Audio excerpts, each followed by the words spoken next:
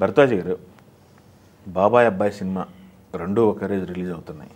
అది కూడా రిలీజులు ఒకప్పుడు బ్లాక్ బాస్టర్ సినిమాలు రెండు కూడా ఇద్దరు కెరీర్లో మంచి టర్న్ తిప్పిన సినిమాలు. ఏంటి పరిస్థితి? ఎందుకు రిలీజ్ అవ్వాల్సి వస్తుంది ఒకటే రోజున? దీని వెనక ఉన్నటువంటి మర్మం ఏంటి? సమరసింహారెడ్డి, సింహాద్రి ఈ రెండు సినిమాలు అంటే బాలకృష్ణ గారికి ఆ టైంలో దేవుడు అనేటువంటి ఒక సినిమా డిజాస్టర్ తర్వాత రిలీజ్ అయిన సినిమా ఇది. B Gopal direction, Chengala Venkatrao producer. ఆ సినిమాకి ఎటువంటి అంచనాలు లేవు. అప్పటికింకా రాయలసీమ కథలు తెర మీదకి రావటం అనేది కూడా లేదు. దాంతోనే ప్రారంభం. అది చాలా సెన్సేషనల్ హిట్. అదే టైంలో అంతఃపురం సినిమా వచ్చింది రాయలసీమ నేపథ్యంలోనే. కృష్ణవంశీ డైరెక్ట్ చేసిన సినిమా. అయితే దానికంటే కూడా దీనికి ఎక్కువ మార్కులు పడ్డాయి. అంటే బాలకృష్ణ ఆ ఎమోషన్ను క్యారీ చేయటం, పర్టికులర్గా ఫ్యాక్షన్ క్యారెక్టర్లో ఉండేటువంటి అన్ని షేడ్స్ని బాలకృష్ణ బాగా పలికించగలిగాడు. తర్వాత ఎవరు ఆ తరహా క్యారెక్టర్ చేసినా కానీ రెఫరెన్స్గా బాలకృష్ణని మాట్లాడటం మొదలైంది. ఇందిరా సినిమా చిరంజీవి చేసేటప్పుడు కూడా ఈ కంపారిజన్ వస్తుందనే చాలా కసరత్తు చేయాల్సి వచ్చింది. ఆయన అంత ముద్ర వేసింది. రాయలసీమ ఫ్యాక్షన్ క్యారెక్టరు అంటే బాలకృష్ణే ఆయన ఒక బ్రాండ్ అంబాసిడర్గా మార్చారు. లక్కీగా ఆయన హిందూపురం నుంచి రిపీటెడ్గా గెలుస్తూ వస్తున్నాడు పొలిటికల్గా కూడా. అలాగే నందమూరి తారక రామారావు గారికి కూడా రాయలసీమలో ఎక్కువ షేర్ వచ్చేది మొదటి నుంచి. అలాగే కర్ణాటక నుంచి కూడా మంచి షేర్ వచ్చేది ఆయన సినిమాలకి. అది బాలకృష్ణకు కూడా కొనసాగింది. ఇదొక క్రమం. ఈ క్రమంలో రాయలసీమ కథలకు బ్రాండ్ అంబాసిడర్ని చేసినటువంటి సినిమా సమరసింహారెడ్డి. బి గోపాల్ గారు చాలా కష్టపడ్డాడు ఆ సినిమాకు సంబంధించి. ఎలివేషన్స్కి సంబంధించి చాలా కసరత్తు చేశాడు ఆయన. దానికోసం చాలా కథలు చదివారు. నిజానికి అది విరాట పర్వం నేపథ్యంలో నడిచే కథ. భారతంలో ఉన్నటువంటి విరాట పర్వం అనే చాప్టర్ ఆధారం. అజ్ఞాతంలో ఉన్న వ్యక్తి అజ్ఞాతంలో ఉండటం, భాషకి కూడా అదే మూలం. ఈ తరహా కథలన్నిటికీ అదే. అంటే అర్జునుడు క్యారెక్టర్ తీసుకుని ఆయన ఒక సినిమా చేశాడు. బృహన్నలగా డ్యాన్స్ మాస్టర్గా ఒక సినిమా చేశాడు నరసింహనాయుడు. భీముడు వంటవాడిగా చేరతాడు విరాటుడి కొలువులో. ఈ సినిమాలో హోటల్లో పనిచేస్తాడు వంటవాడే. అంటే భీముడి రెఫరెన్స్లో సమరసింహారెడ్డి, బృహన్నల బ్యాక్డ్రాప్లో నరసింహనాయుడు. ఈ రెండు సినిమాలు ఎరగొట్టి ఆడేసినాయి. అది యాక్చువల్గా అది ఫ్యాక్షన్ సినిమా కాదు, కానీ ఫ్యాక్షన్ సినిమా లాగానే ఆదరించారు. కానీ ఫ్యాక్షన్ సినిమా అనగానే గుర్తుకొచ్చేది మాత్రం సమరసింహారెడ్డి. సమరసింహారెడ్డి సినిమా ఏ స్థాయి విజయాన్ని ఇచ్చిందో బాలకృష్ణకి, అదే స్థాయి విజయాన్ని సింహాద్రి సినిమా ఎన్టీఆర్కి ఇచ్చింది. రాజమౌళికి కూడా ఇచ్చింది. స్టూడెంట్ నెంబర్ 1 తర్వాత ఇమ్మీడియట్గా సినిమాలు రాలేదు అతనికి.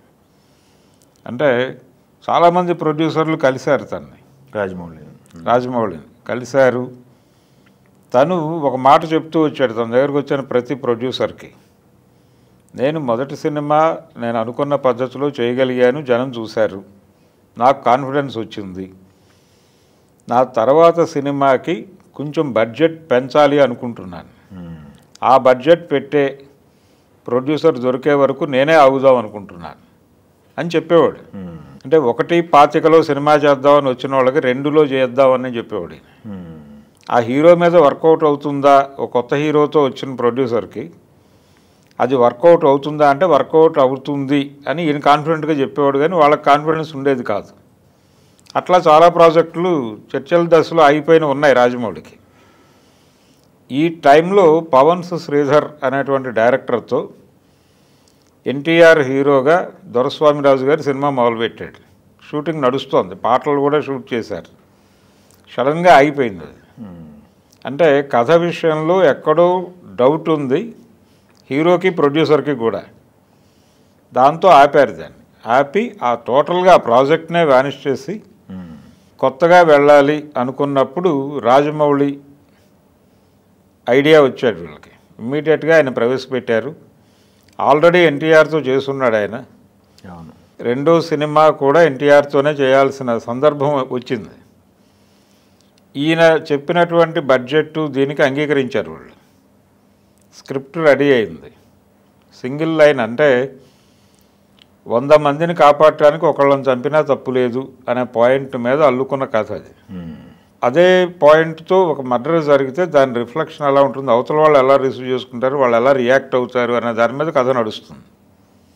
భూమిక క్యారెక్టర్ ఇలా ఒక చిన్న పాయింట్ ఆధారంగా డిజైన్ చేసుకున్నటువంటి కథ అది జనంలోకి విపరీతంగా వెళ్ళింది. ఆ టైంలో తెలుగు సినిమాకి ఒక పెద్ద హీరో దొరికాడు అనేటువంటి హోప్ ఇచ్చిన సినిమా. ఆ తర్వాత వచ్చినటువంటి సినిమాల రిలీజ్ టైంలో అప్పటికి ఇండస్ట్రీ పెద్ద హీరోలు తమ సినిమాలు కొంచెం పక్కకి పెట్టుకోవడం బెటర్ ఏమో అని ఆలోచించే పరిస్థితి తీసుకొచ్చింది సింహాద్రి ఎన్టీఆర్కి. ఎన్టీఆర్ ఇమేజ్ని 3 పెంచిన సినిమా అది. అలాగే రాజమౌళి మీద ఇండస్ట్రీకి భరోసా కల్పించిన సినిమా. అప్పటి వరకు ఆయన చెప్పిన అంటే ఈ 2 కోట్ల బడ్జెట్ గురించి ఆయన మాట్లాడిన మాటలు విని ఈ కుర్రాడు కొంచెం ఎక్కువ చెప్పుకుంటున్నాడు తను తాను అనుకున్న వాళ్ళు కూడా కంగారు పడ్డారు. ఈ సినిమా తర్వాత మనం తప్పు అంచనా వేసాం అనుకున్నారు. ఇప్పుడు ఆయన తెలుగు సినిమాని నడిపిస్తున్న తీరు చూస్తే అర్థమవుతుంది. అంటే 1500 కోట్లు వసూలు చేసేటువంటి ఒక సినిమా తీసినటువంటి రికార్డు, 1200 కోట్లు కలెక్ట్ చేసిన సినిమా తీసినటువంటి రికార్డు ఆయన పేరుతో ఉన్నాయి. ఆ స్థాయి విజయానికి అంటే దానికి ఒక మెట్టు వేసిన సినిమా సింహాద్రి. ఆ సినిమా కూడా అదే రోజు రిలీజ్ చేస్తున్నారు సమరసింహారెడ్డితో పాటు. రిలీజ్ అవుతున్నాయి. 2 రిలీజులు పెట్టారు ఒకే రోజు, నందమూరి 1వ తారీఖు. నందమూరి అభిమానులు ఈ 2 సినిమాలని భుజాన వేసుకుంటారా లేదా ఇక్కడ ఏదైనా ఫ్యాక్షన్ ఉందా అనేటువంటి ఒక గొడవ, ఒక చర్చ కూడా ఉంది ఇప్పుడు. అంటే జూనియర్ ఎన్టీఆర్ కొంచెం అంటీముట్లున్నట్టు ఉంటున్నాడు అనే ఒక చర్చ ఉంది. అంటే ఆయన పార్టీకి సంబంధించిన వ్యవహారాలు, కుటుంబానికి సంబంధించిన వ్యవహారాల్లో ఎక్కడా మాట్లాడట్లేదు. ఏ రకమైన డిస్టర్బెన్స్ వచ్చినా కానీ మౌనం పాటిస్తున్నాడు. ఒక్కసారి రియాక్ట్ అయ్యాడు, యూనివర్సిటీ పేరు మార్పు. అప్పుడు ఆ రియాక్షన్ మీద వచ్చినటువంటి రియాక్షన్స్ చూసి ఆయన సైలెంట్ అయిపోయాడు. ఆ సైలెంట్ అయిపోయిన తర్వాత బయట విపరీతంగా మీమ్స్ వచ్చినాయి. అలాగే బాలకృష్ణ మాట్లాడిన ప్రతి మాట అది జూనియర్ని టార్గెట్ చేస్తున్న మాటే అని ప్రచారం జరిగింది. అతను అనకపోయినప్పటికీ ఐ డోంట్ కేర్ బ్రో అని డైలాగ్ ఒక చోట మాట్లాడాడు ఆయన. అది ఎన్టీఆర్ని ఉద్దేశించి అన్న మాటే అని చెప్పి బయట ప్రచారం జరిగింది. అది వాంటెడ్గా అన్నాడా లేదా అనేది వేరే గొడవ.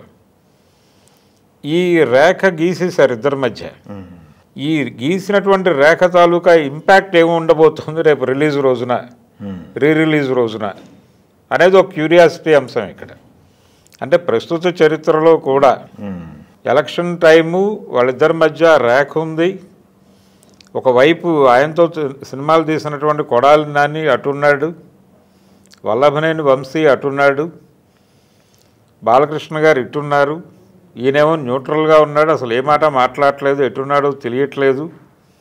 ఈ పరిస్థితుల్లో ఈ సినిమాలు రిలీజ్ అవటం ఎలాంటి ప్రభావం చూపిస్తాయి అనే దగ్గర ఒక క్యూరియాసిటీ ఉంది అందరికీ. రెండోది వసూళ్ల తాలూకా కలెక్షన్స్, ఆ కలెక్షన్స్ తాలూకా రికార్డుల మీద మళ్ళీ చర్చలు మొదలవుతాయి. సమరసింహారెడ్డి ఎంత చేసింది, సింహాద్రి ఎంత చేసింది అనే చర్చలు ఎలాగో వస్తాయి. అంటే ఇద్దరు ఎస్టాబ్లిష్డ్ హీరోలు, వీళ్ళ మధ్య కొంచెం ఆజ్యం పోసే ప్రయత్నం చాలామంది చేస్తున్నారు. చాలామంది ఇటీవల కాలంలో పర్టికులర్గా వీళ్ళిద్దరి మధ్య ఉన్నటువంటి వ్యత్యాసం గురించి కొంచెం ఆజ్యం పోసే ప్రయత్నాలు చాలామంది వాంటెడ్గానే చేస్తున్నారు. దీని ప్రభావం కూడా రేపు చూడబోతున్నాం మనం. ఇన్ని ప్రభావాల మధ్య రిలీజ్ అవుతున్నటువంటి సమరసింహారెడ్డి అంటే రిలీజ్ అవుతున్నటువంటి పెద్ద హిట్ సినిమాలు, ఇండస్ట్రీ హిట్లు 2, సింహాద్రి అలాగే సమరసింహారెడ్డి. ఇవి రాజకీయంగా ఏ ప్రకంపనలు సృష్టిస్తాయి, రేపు ఎన్నికలు వస్తున్నాయి అనేది ఒకటైతే, వసూళ్ల పరంగా మళ్ళీ ఎలాంటి రికార్డులు క్రియేట్ చేస్తాయి అనేది ఇంకొక గొడవ. ఈ రెండిటికి సంబంధించి ఏం క్రియేట్ చేయబోతున్నారు వీళ్ళిద్దరూ సింహాద్రి అలాగే సమరసింహారెడ్డి అనే క్యూరియాసిటీకి 1వ తారీఖు తెరబడిపోతుంది. చూద్దామండి. అది సాయంత్రం మళ్ళీ మాట్లాడుకుందాం.